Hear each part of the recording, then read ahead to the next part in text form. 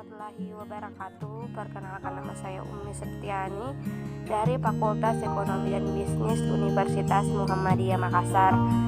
Di sini saya akan menjelaskan tentang jenis operasional variabel.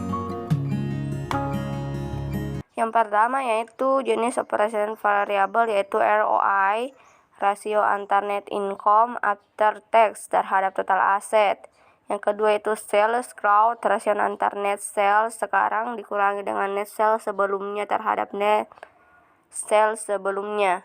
Yang ketiga itu asset growth, rasio antar total aset sekarang dikurangi dengan total aset sebelumnya terhadap total aset sebelumnya. Yang keempat yaitu cash flow, aliran kas bersih yang merupakan hasil dari EAT plus depresiasi. Yang kelima yaitu DTA, rasio antar total debt terhadap total aset. Yang keenam yaitu DPR, rasio besarnya dividen yang dibagikan kepada pemegang saham. Di sini saya akan menjelaskan lebih detail dari jenis-jenis operasional variabel dengan memberikan salah satu contoh soal tentang jenis-jenis operasional variabel. Yang pertama yaitu dividend payout ratio, di mana dividend payout ratio yaitu rumusannya total dividen atau DPS dibagi dengan laba bersih atau EPS. Contoh soalnya itu jika misalkan PTA membagikan dividen tahun 2009 dengan nilai total sebesar 25 juta dan laba bersih mereka diperoleh dalam periode waktu tersebut sebesar 100 juta. Maka perhitungannya adalah dividend payout ratio sama dengan 25 juta dibagi dengan 100 juta menghasilkan 0,25. Maka nilai dividend payout ratio-nya sebesar 25%. Selanjutnya yaitu return on asset atau ROI. Rumusannya itu NIAT atau pendapatan bersih dibagi dengan total aset atau total aktiva.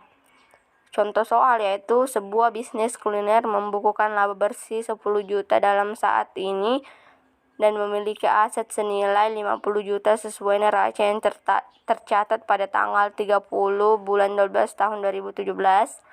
Lantas berapakah ROI-nya? Maka perhitungannya itu ROI sama dengan 10 juta dibagi 50 juta menghasilkan 0,2. Oleh karena itu ROI bisnis kuliner tersebut adalah 20%. Untuk setiap rupiah asetnya diinvestasikan perusahaan, ia menghasilkan 20 rupiah laba bersih per tahun. Selanjutnya itu sales growth. Di sini saya mencantumkan laporan laba rugi suatu perusahaan itu CP Semoga Jaya. Saya akan mencari sales growth dari CP Semoga Jaya. Rumusannya itu net sales atau penjualan saat ini dikurangi dengan penjualan sebelumnya dibagi dengan penjualan sebelumnya, yaitu sama dengan 798.060.616 rupiah dikurangi dengan 833.065.520 rupiah dibagi dengan 833.065.520 rupiah menghasilkan 0,047,61%, di mana dapat kita simpulkan bahwa sales growth laporan CP Semoga Jaya ini mengalami kerugian atau mengalami minus.